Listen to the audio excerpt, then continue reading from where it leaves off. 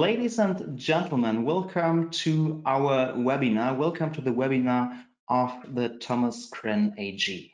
My name is Toby and I'm really proud to talk about a very important topic today, because today we are going to talk about the IT industry in Ukraine and especially the IT industry in times of war.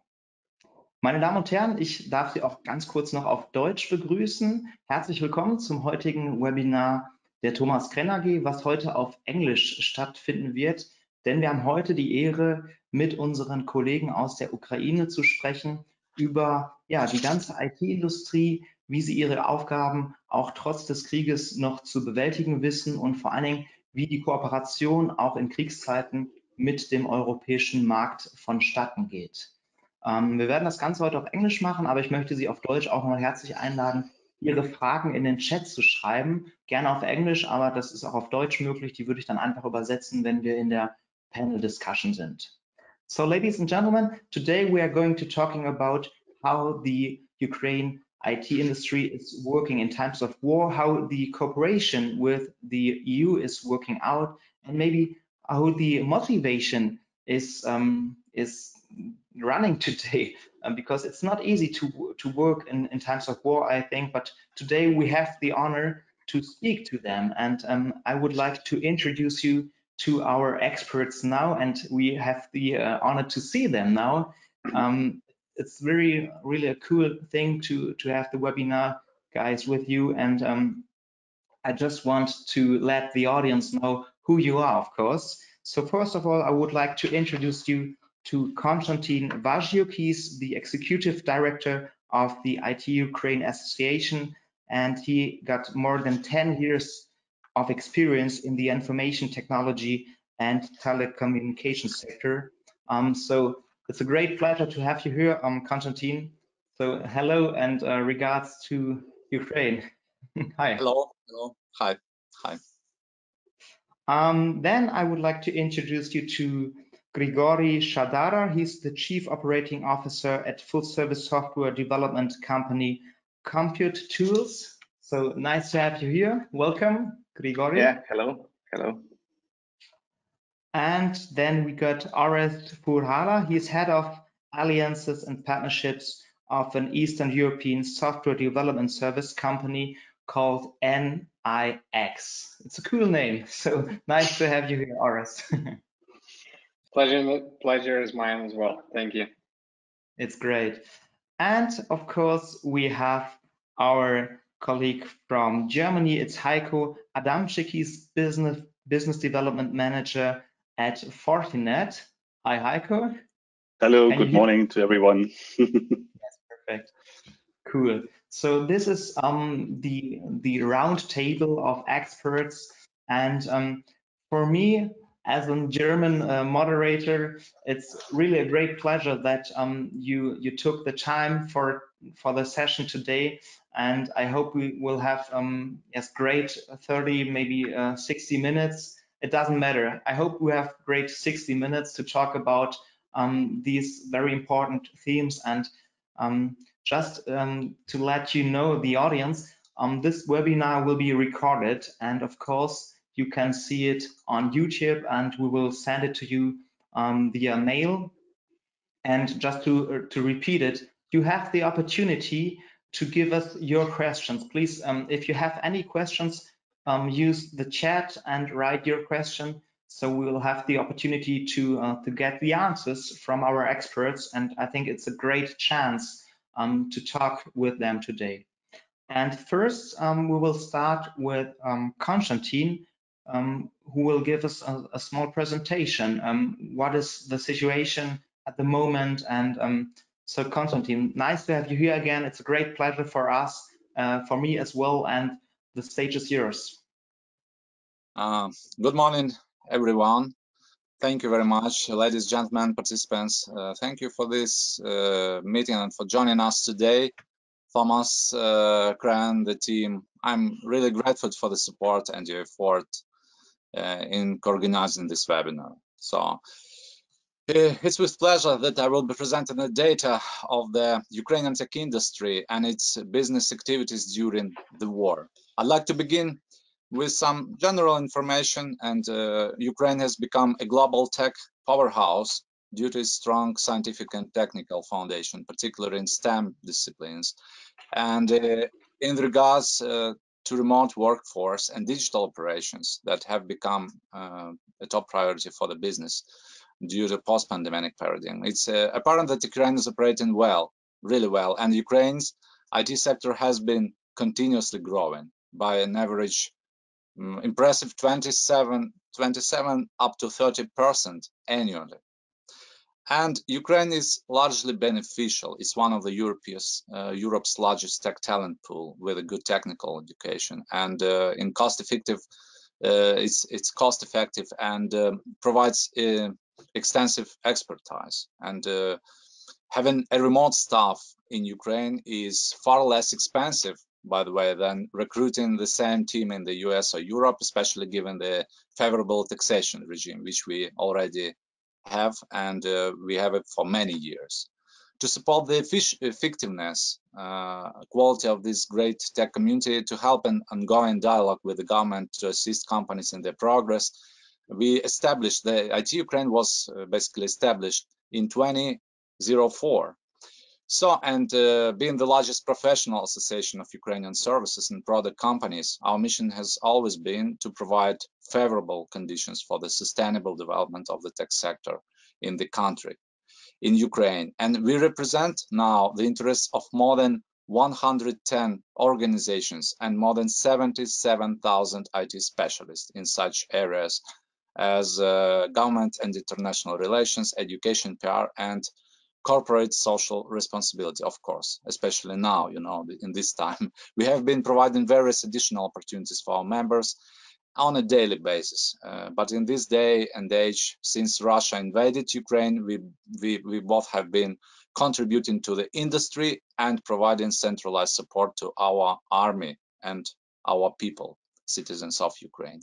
And Ukraine's IT industry, being the third largest in the country's export earnings, continue to operate and financially supports the armed forces of Ukraine and the state as a whole. Only during the first 10 days of the war, our member campaigns donated $12.1 million for humanitarian purposes and $6.3 million to the armed forces. And it's only 10 days. Now you see we have the 70th day of the war. And we still keep on supporting our army and our people. And by the way, a lot of companies have paid taxes in advance. It's also our, let's say, contribution. For the IT industry, people always will be the top priority, and companies spend millions of dollars to make huge efforts to support the army and humanitarian projects. Because of this, and IT specialists with military experience and skills have joined the armed forces of Ukraine. And the rest, thousands of experts are fighting Russia on the cyber front, fulfilling their work duties and ensuring the currency of the state budget. This way, everyone contributes to our victory. Yeah, we still working, keep on satisfying our customers. And Ukraine's IT industry has demonstrated great resilience and adaptivity in the extreme conditions of war. First of all, thanks to the business continuity plans developed long before and implemented as soon as the threat appeared. Currently, more than 70% of IT professionals work in safe regions of Ukraine. The other, about 60%, mostly women, work abroad. According to a survey conducted by our association since the very beginning of war, almost 2% of IT professionals, mainly with military experience, have joined the armed forces. In some small companies with staff up to 200 people, it's about even 20% of specialists joined the army. Nevertheless, company is working. They are working, and 5% of IT experts are highly involved in the fight, as I told already, at the information front. in the field of state cybersecurity and support of critical infrastructure facilities. At the same time, there are companies focused on cybersecurity where almost 100% of specialists work in the cyber forces. While the war is still ongoing, we definitely can speak a lot about cybersecurity projects and activities. Nevertheless, I think we will speak about it after the war, but it's certainly an area we have expertise and a lot of projects of, but now only in cyber tech, of course. On the side, you can see a great variety of industries in which IT companies, on this slide, current slide, you see, yes, great varieties of industries in which we operate: fintech, banking, e-commerce, etc., healthcare. But definitely it's not a full list, because reasonable everything can be presented on the single page. And the business clients of Ukrainian tech are from both the private and public sectors, consuming services for production and business processes, automation, and in miscellaneous spheres of the economy. So during the last years, the industry has been showing continuous stable growth, recognized by the global ratings. Of course, now we expect some changes in this, but we just entered this very complicated period with such position, and we keep it now. According to the outsourcing journal, Ukraine is #1 digital technology and IT outsourcing destination in Central and Eastern Europe, for example, and etc., etc. I think that a few other valuable recognitions are visualized on the slide, but it's quite impossible to mention each and every ranking.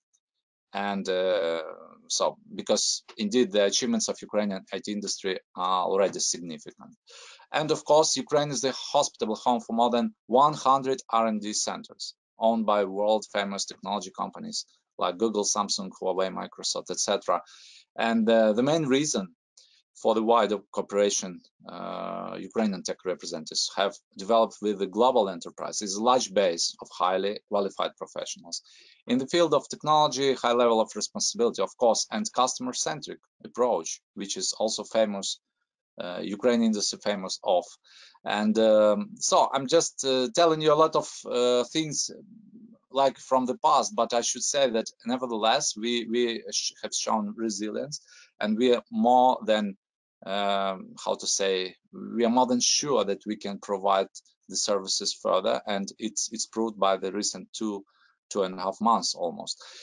And of course, more than a fifth of Fortune 500 is companies, also customers of Ukrainian IT, among which you can see a lot of companies, famous companies. And these various enterprises being of different volumes and diverse industries. But again, they are all united by demanding high standards and requirements to their partners. So we do keep these high standards. Since Russia attacked Ukraine, most of the clients have been supporting Ukrainian providers, and of course it's a great thing. And one such vivid example of support has been the stop in doing business with Russia. And we are grateful for that. Of course, a lot of companies just stopped business with Russia. Some of those cases were widely highlighted by the media. Some of them weren't discussed, but it's a great thing to help to stop this war, make it end. Additionally, we're happy to see that as for the March, more than 80% of Ukrainian tech companies had more than 80 of their contracts ongoing, and approximately half of them didn't lose any clients at all. Now this trend is being even more optimistic because even we have the projects put on pause are being returned to the operation process, and the numbers are even higher now. We recently started another survey. We will share this data later in public and our resources, but we see that a lot of cases when the new contracts come in spite of this very difficult and hard situation, I mean, war. Of course, there are always concerns, and they've been before the war, and they will be there during and after war. But it's important that you are aware of them, and so I will address them depending on their relevance. I've heard that people are worried about the internet connection. Yes, and yes, we're worried about this, but Ukraine still have very good developed fiber optic network, and we have also more than 10,000 Starlink terminals provided by Elon Musk Thanks for this, Elon. And it's unbelievable because before the war, it was prohibited. The usage of this equipment was prohibited in this part of the Europe due to European regulations. Now, in this crisis situation, these terminals help very much to establish connection with the state authorities, medical organization, and IT companies as well. They have special reserved channels to provide connection in case they lost main internet connection. So, but we see that fiber optics is the king and we're still working. Yes, there are places that have been heavily attacked and may not have a network connection temporarily. Yeah, but you know, we have 100,000 square kilometers of the territory of the country. So we have different regions, different, let's say, regions and places which are more safe or less safe. Nevertheless, internet connection is an important thing and we keep it. What I would like to underline maybe once more, the importance of your continuous support expressed through projects implemented with Ukrainian tech providers. Maybe this the one thing. And we are ready for business. We are ready for you, for your orders, for your projects. And of course, it's impossible without your support. It's impossible without support of the whole world. A lot of projects started now to even develop to prepare Ukraine for renovation. And I think all together, we can do this as soon as the war will stop. And thank you all for your attention. And of course, do not hesitate to stand with Ukraine. Thank you all. And I'm open for questions, for other discussions. Thank you. So, Konstantin, thank you. I'm really impressed of your attitude and of your passion, and it's just inspiring, amazing. So, thanks for your presentation. And I would like to start with you, Orest, because I know you are responsible for engaging new partners, for example. How did your work change during the war, and what's about your attitude, your motivation? Thanks for this question. So, yeah, change, I would say, it's a constant thing now nowadays. For the last few years, we have been experiencing a lot of changes. So changes are what is constant for us, and we are well prepared for that. And actually, it went as planned, because in Ukraine, the war started in 2014. And by that time, most of the companies already developed the business continuity plans. They were in place. People were trained, educated what to do when escalation comes, when the active phase starts. So actually, it went as planned. And there was an increase in number of communications with existing customers, with new customers. They needed explanations. They needed just to talk with us to get a feeling, what's going on, how do we feel, what's going inside the company. And yeah, increase of communication, that's definitely one point. And the second point I would highlight, it's receiving support from those partners that we have. That's what we got. And we really appreciate support both from those partners we had in the past, had engaged in the past, and also those new customers that we have gained.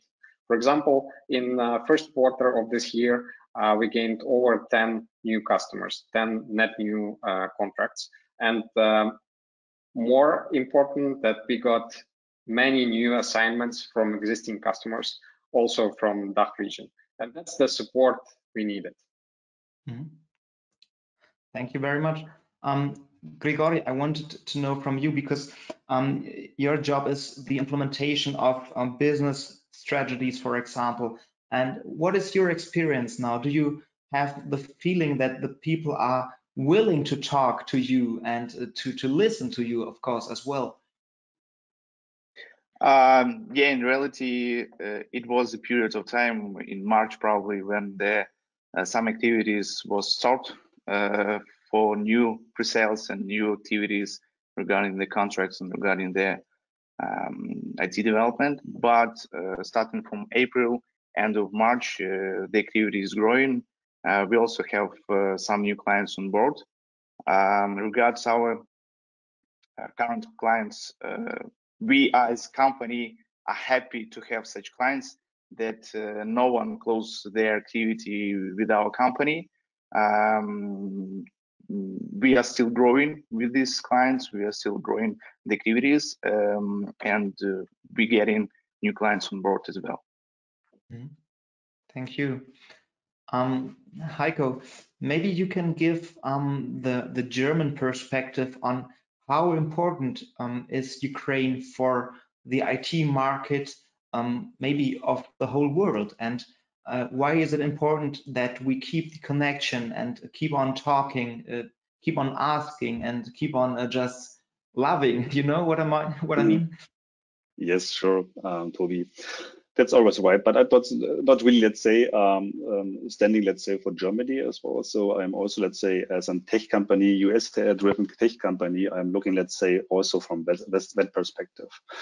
So as already, I think Konstantin has mentioned in his, let's say, presentation, that there's a very strong relationship, mainly to USA. I think the most, let's say, tech, let's say, results are going to that region and also to European, I think, Germany, Switzerland, and so I looked into the list, let's say, are, let's say, very common, and let's say very big portion are going to this region. So that's why, yes, there's a need, let's say, based on this strong relationship, there's a need to support as much as possible, let's say, Ukraine companies. So this is, let's say, the first statement from our side. And as a tech company, sure, we not really, let's say, support by ordering, let's say, some development things, but what we can support is maybe following the Musk, let's say, philosophy. We can, let's say, provide technology, yeah, to increase, let's say, the resilience, increase, let's say, the cybersecurity of such companies. That's, let's say, what we can offer, what we can support, let's say, actually, and yeah, this is mainly our contribution. Thank you. Just to remind the audience, if you got any questions to our experts, don't hesitate to ask, and just use the chat to ask it. And I would like to continue with an open question to you all, and maybe you can just yes, start, and then you can answer on your first one. I would like to know how do you motivate your employees now? What's your strategy to keep them motivated? And what are the main factors or conditions that makes it still possible for programmers, developers, and other technology personnel to continue working? Maybe you can give us some more insights of the daily business. Maybe I just start with some general figures we have from our survey. It was impressive. It was like 2 weeks ago we measured, asked for about the level of efficiency of the employees. And most companies confirm that this rate is over 95%. Because people do motivate it, people do, and in the same time, simultaneously, they support, so they donate, they work hard, they have some volunteer activities, because we defend our country. Maybe it's in general, of course, we defend our country. We're very patriotic to our country and to our companies as well, because company do care about people. They support relocation, they support their families, they support some logistic accommodation issue as well, and cover some expenses for this. And people do appreciate, because we with one big family, one big team. It's my vision of this question. So, and my colleagues will add, of course, their own experience. I like your vision. Thank you. So just continue. Yeah, so I can add that in reality, our employees are self-motivated to defend our country, and hard working in reality on the project of our clients is helping to save and to save mental health.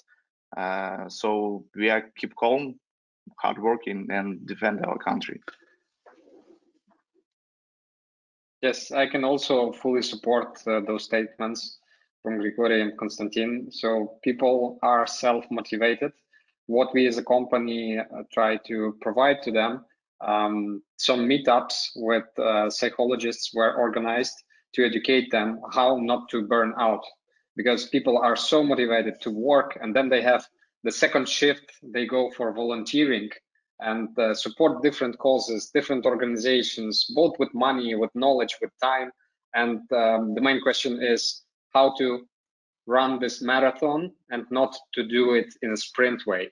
And that's what we kind of try to provide as a guidance with help of experts.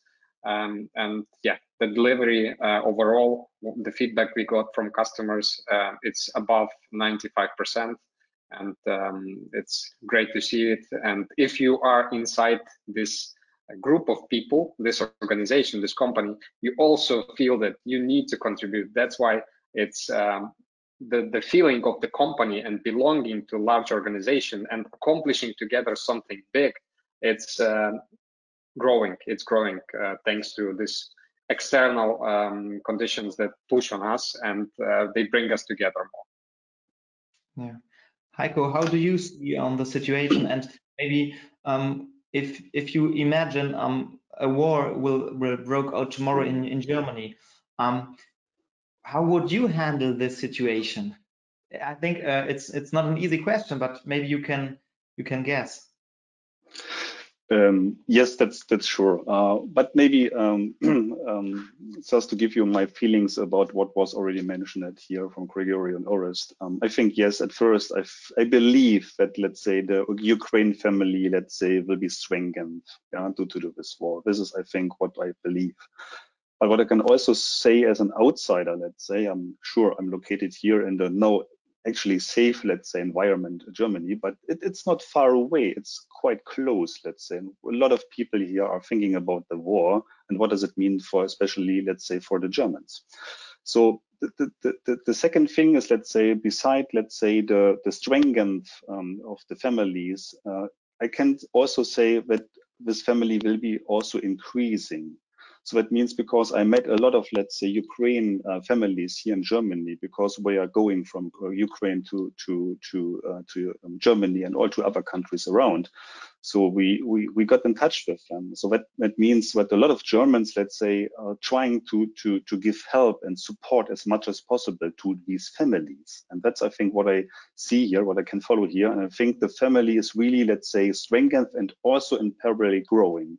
So from my point of view, from the personal level point of view, I think it will also influence our businesses, because as a consequence of this personal, let's say, growing, I also see, let's say, the business is also growing somehow, because if I'm looking into the social medias like LinkedIn and something like that, so you will see so many foundings, so many projects to support the Ukraine companies. This is unbelievable. And I think there's a much of power, let's say, not just coming from Germany. I think this is all over the world. And this is really amazing from my point of view.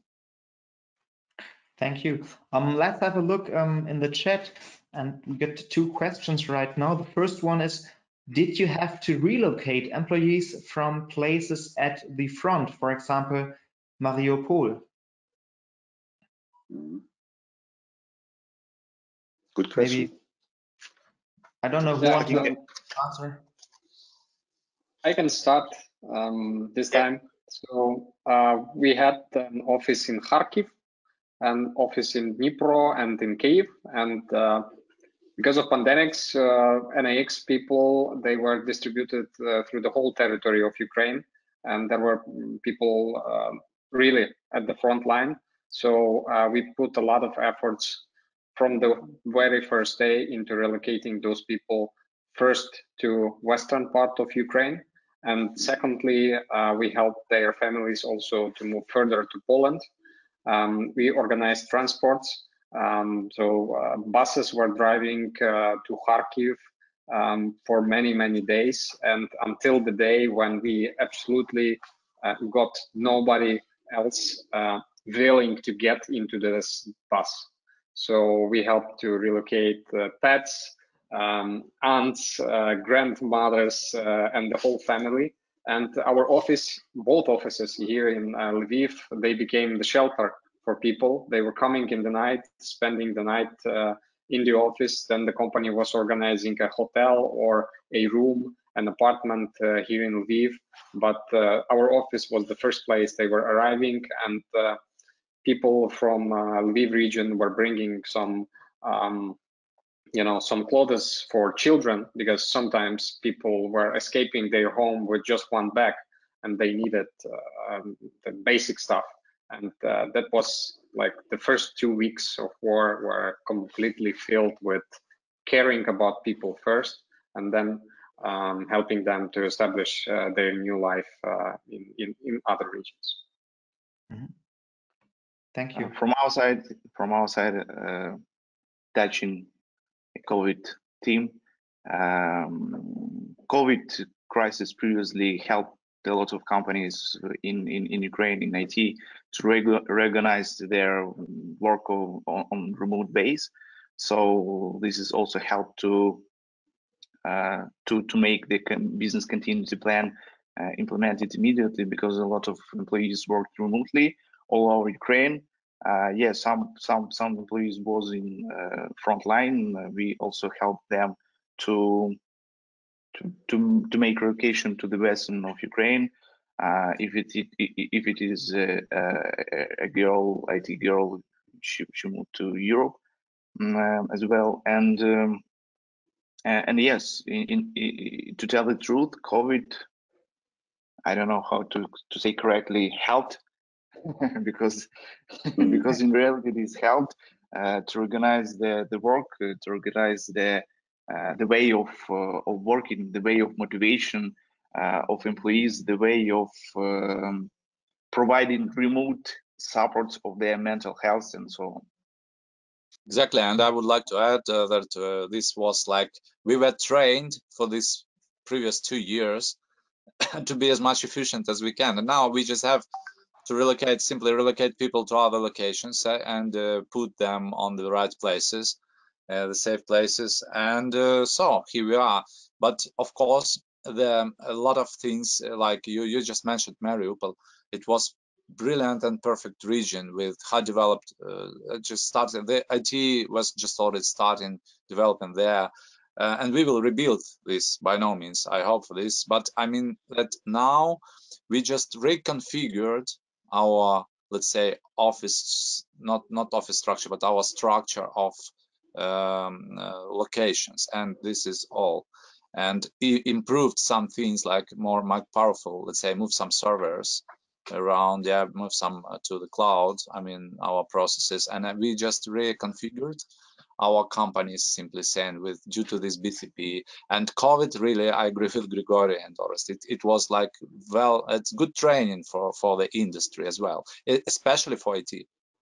Yeah, Heiko, maybe you can give us your point of view on how the importance of the IT industry in general has developed during COVID, and maybe you can give us the security perspective you are the expert for.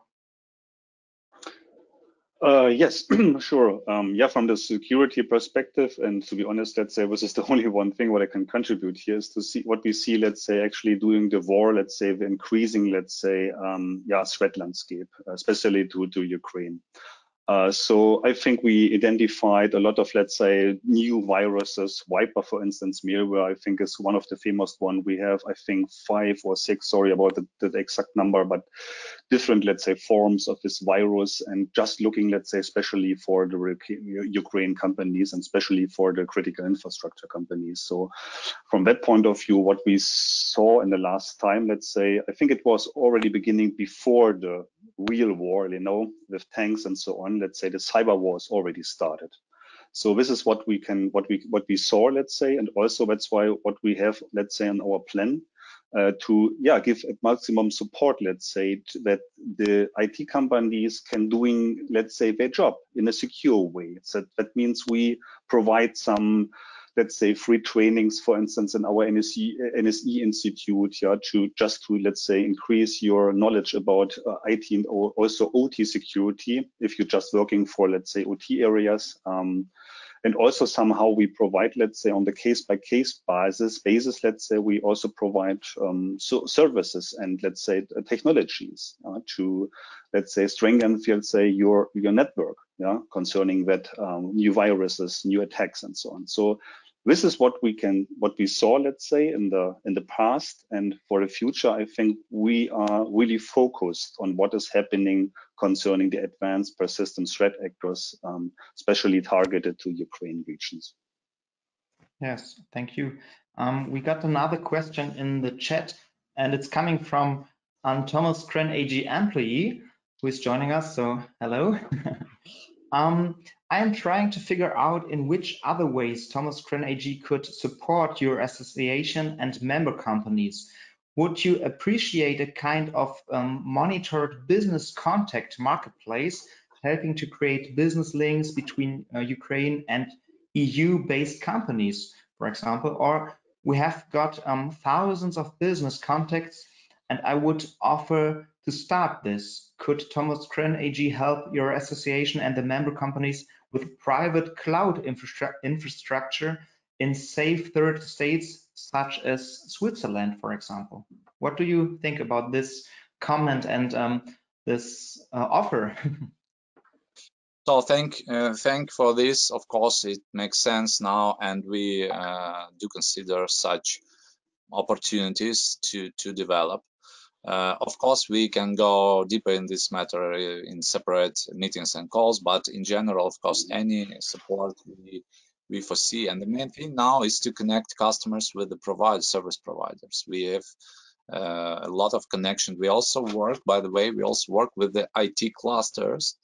As I just already mentioned in the presentation, IT associations is national association. We unite the largest and most mature players on the market, I mean Ukrainian industry, and of course we have close cooperation with the local IT clusters, which unites a lot of companies, hundreds of companies. So I mean this network can be of course applicable for these purposes, and we will gladly share contacts, and we can discuss how to do this much more easy for both sides. Of course, let's think about it. And I do emphasize that IT clusters also important because they concentrate a lot of companies now in the different regions. Now we concentrated on the 5 regions in Ukraine mostly because we moved to safe places, and these clusters are very active, and we have general strategic cooperation contracts with them, let's say agreements, and we are open for this cooperation. Thank you for the proposal, and you can contact me directly, and we can continue this, of course, topic. So I'm ready, and the association is ready. Thank you. Someone who wants to add something? Okay. Yeah, but maybe Toby, sorry for interrupting you. I think this is also maybe a question to Thomas Kren. So because I don't know if you stand for Thomas Kren, so maybe you can also, let's say, give some ideas how you can, let's say, support that. So I think that was, from my understanding, also the question. Is it right? Yeah. Orest, you wanted to add it? Yeah, just wanted to give a feedback that this offer is generous, in my opinion, because marketplaces, and especially those focused on DACH region, German-speaking countries, they're important in building trust. So if a company and offering of Ukrainian company would be listed on Thomas Kren AG marketplace, if I got the formulation right, that would already bring a small portion of trust that this company is validated, they are allowed to be on this marketplace, and that's the most important thing for building relations. So I would gladly follow this offer and connect to discuss the options. We as a companies, we see the growing trend for marketplaces. So in my role, I deal with our partnerships with AWS, Microsoft, Azure, and GCP. and marketplaces there are becoming with every year an important tool for growing business. And I think it's also a useful tool on the more local level, let's say focused on one region as the DACH region. So thank you once again. Yes, I totally agree, and I can tell you that I would like to use my connection to the Thomas Krenn AG to make it possible. and I can promise that I will use my social media account to share our session. So you have to give me your social media pages and the links. I get one question. So what happens if there is a client and you have a deal, you agreed with the work and the project, and then the project is is affected by the war? How do you handle situations like this?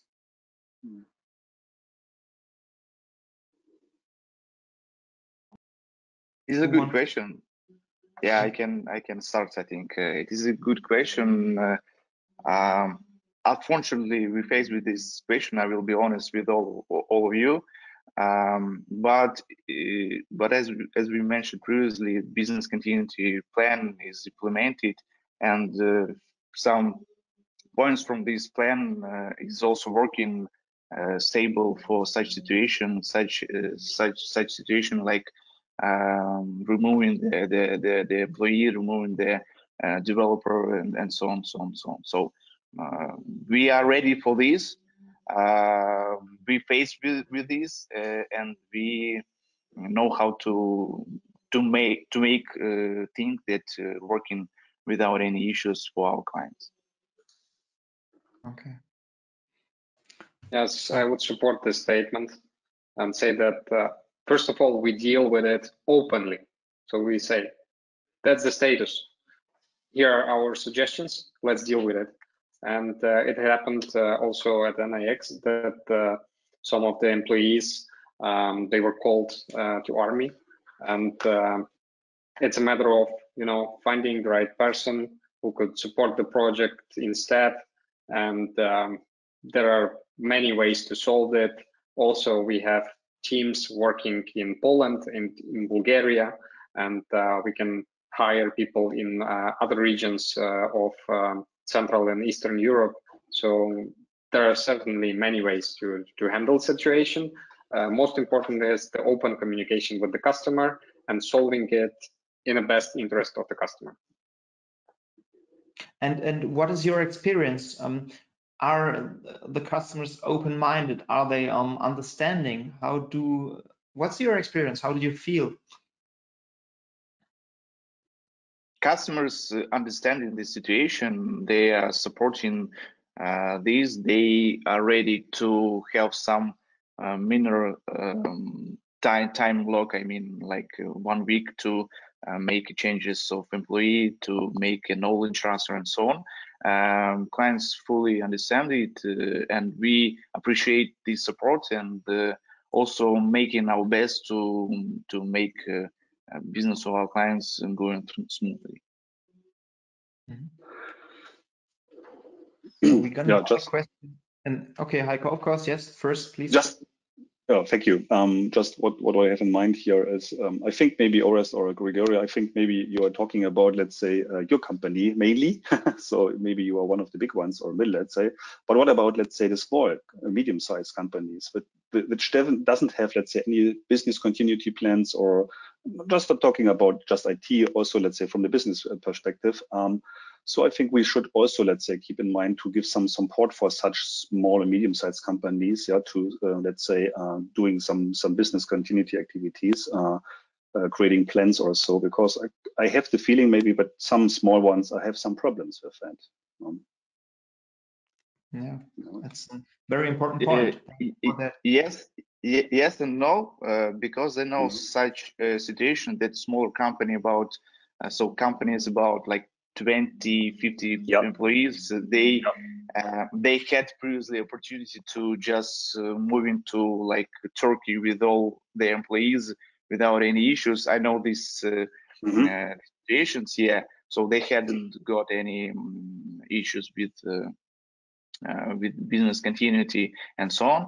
And there are companies bigger and like 2000 plus, they need to have business continuity plan and integrate it when we face this situation. But I think, but I know there another story that companies are smaller. They also had this like business continuity plan, and they also, as a bigger companies, the bigger players, integrated fully when the situation came. Mm-hmm. So we got 2 more questions from the audience. First is, are there still IT courses in university, or has professional education more or less ended? I can pick this one, if you don't mind. So it's not only still stable, but it's growing. As an example, I can provide the courses, professional IT education courses led by NIX and initiated by NIX people, not by us as a company, but just our business analysis lead, our QA lead. They decided, okay, now we see people from non-IT, they are losing jobs. And in a few months, we will have a big problem. Those people won't be able to return to their factories, to return to their previous working spaces. That's why our people initiated free courses, which they deliver on volunteering basis, and from zero start to educate people from other industries about quality assurance and testing, about business analysis, product management, project management. And it's a great initiative, which is not only run by NIX people, but I know there are other companies following the same route. Many companies have IT academies in-house, and they still operate. And regarding the university, at least here in Lviv and in Kiev, where we have our major offices, we are in touch with universities. The online education is continuing. There were some turbulences, obviously, but the education is going on, and we still try to support those initiatives, provide equipment for universities, and so on. So it's on. Okay, that's really good to hear. I'm agreed with the rest.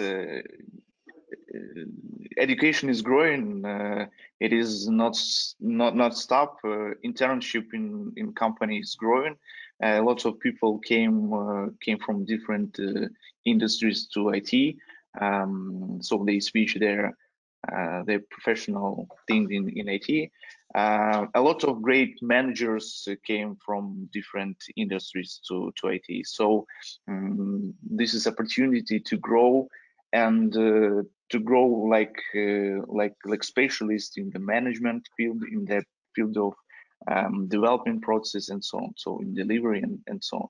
So internship growing, education is growing. I think at the end of this story, we will get more good trained employees, good professionals in IT sector that will work with the European clients as well.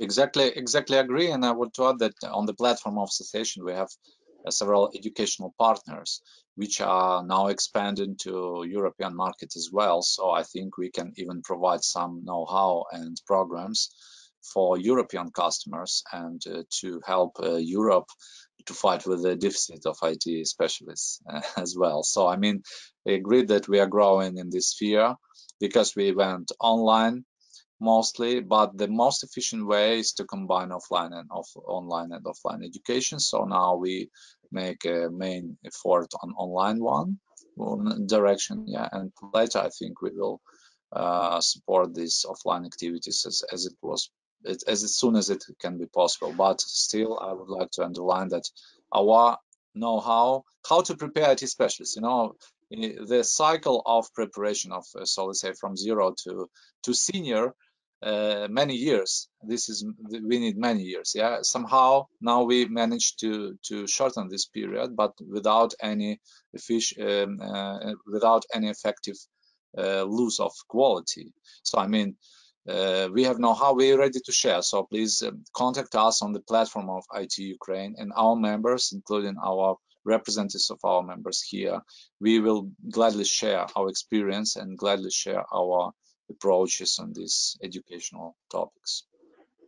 Yes, I think it's a very important statement, Konstantin, because in my opinion, education is the solution of development and to work in collaborations, for example. So please contact Konstantin and all of our guests today if you have any questions or yes, some cooperations you are planning to do in the future.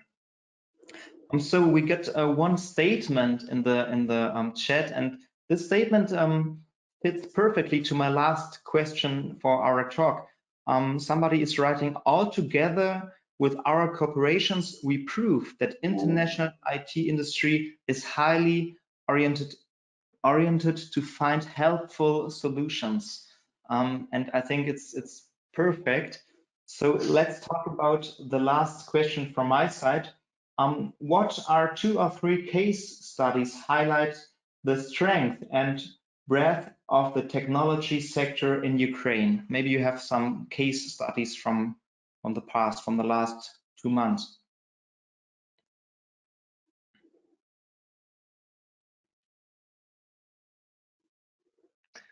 I can go first with that question. So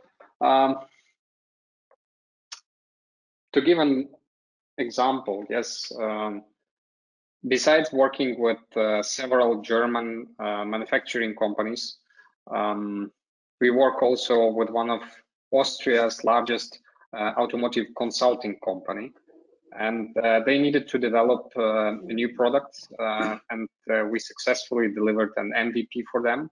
And now, during the time of war, they did not stop the development or took the MVP and went developing with other vendor, but they also increased their request for us to develop this solution further.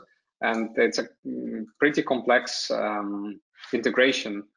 We made a web application and a mobile application. So the end user is the OEM, so the manufacturers, original manufacturers of parts. They are end users and they needed data from third-party drivers to be collected and then provided for them for analysis for future performance increase. And data analytics is what NIX is particularly good at. So we developed it, delivered it, and the customer was happy and provided a new contract for another MVP in parallel to development of the existing solution.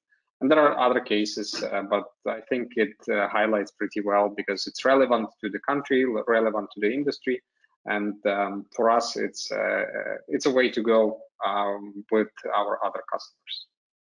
Thanks. Thank you. From our side, we also was a part of international distributed team with our German client and computer engineers use their expertise to rate their AI and machine learning powered autonomous driving system and ensure the precision of obstacle detection software. So it is also started like a MVP solution, then it goes to distributed team supporting this software, and as a result of close cooperation, we close all the needs, and it is a successful case study that we completed. Somebody else? Yes, from my side, maybe. So, yeah, unfortunately, I don't have, let's say, any specific, let's say, case study, but because due to our, let's say, big product portfolio concerning services, concerning products, So we are, let's say, involved in several projects, let's say. And what I can say here is what we, let's say, and this is already mentioned before from my side, is what we will support, let's say. Actually, we will support, let's say, on a case-by-case study, let's say, the end customers in Ukraine with our products and services. So that's why we have huge list of, let's say, service providers and partners available, and we will, let's say, based on these case-by-case studies, giving always support. That's the situation. Thank you. So from my point of view, I'm first of all very thankful for the session today and for the insights, for in my opinion, the inspiring motivation and attitude you have. And I just wanted to give you the chance to say something to the German crowd and maybe to the European market. And I would love if this session and this video would be shared in the whole world, just to let the people know that Ukraine is there, of course, is highly experted and is just cool. That's what I got from today. So maybe Konstantin, you can start with your last statement for today. So, of course, you know, the main statement I would like to share with the customers, with the businesses, with people, with friends, that Ukraine is very brave country with very brave nation. In all spheres we work on, in our private life, in our defending country, volunteer activities, businesses, this is all confirms that we are brave, we are strong, and we do we open for cooperation. Stand with Ukraine, support Ukraine as you can, and we will do our best to support the world. Thank you. I can add that and share the statement to all European countries, like a motto. Work with Ukraine. Right now is the best time to invest in Ukraine and the best time to work with IT companies from Ukraine. Believe you have a great time to start working with the great companies to help your businesses growing, because believe me, we will win and we will have a booming in IT. So just this is the best time to start.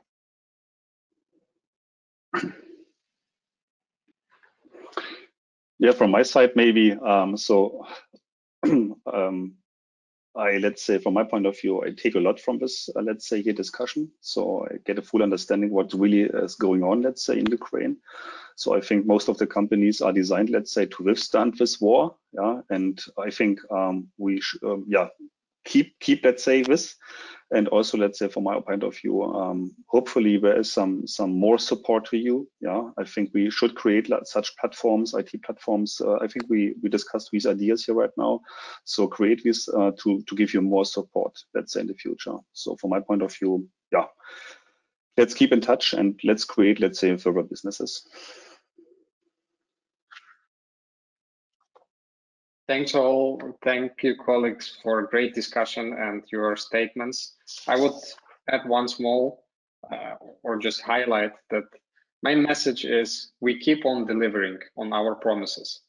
So despite the war being more active now, we had the war since 2014 and we delivered then, we keep on delivering now, and you could be really surprised with what you can get as a relationship with Ukrainian company if you enter in this relationship right now. You get the delivery in times of war, so you can be more than sure that in good times we will still deliver as well. So that's my last statement, and thanks to Thomas Kren and all the organizers for IT Ukraine, for colleagues, panelists, Tobias. It was a great discussion. I enjoyed it a lot. Thank you. And just to let you know, I recorded your statements. Here's my mobile. Is it okay for you to share it in the social media? Just to ask now and to be sure that you're fine with it. Fully agreed. Yeah. Okay. Yes. So thank you. That's the last video. And now it's my pleasure really to thank you very much for your time, of course, for your thoughts, for your feelings. I think it was very authentic and it was real, you know, it was not planned. It was just real. And that's why I'm really thankful for the session today. And I would like to thank you in the name of Thomas Krenn as well, of course. I wish you all the best. Keep on rocking, because you are rock stars. And I hope we can meet once in real life and drink a beer together. Why not? So that's my wish for the future. I wish you all the best, and hopefully see you soon. All the best. Stay healthy. Bye bye. Thank you a lot. Thank you. Bye. Thanks. Thank you very much. Bye. Thank you. Bye. All the best. Bye bye.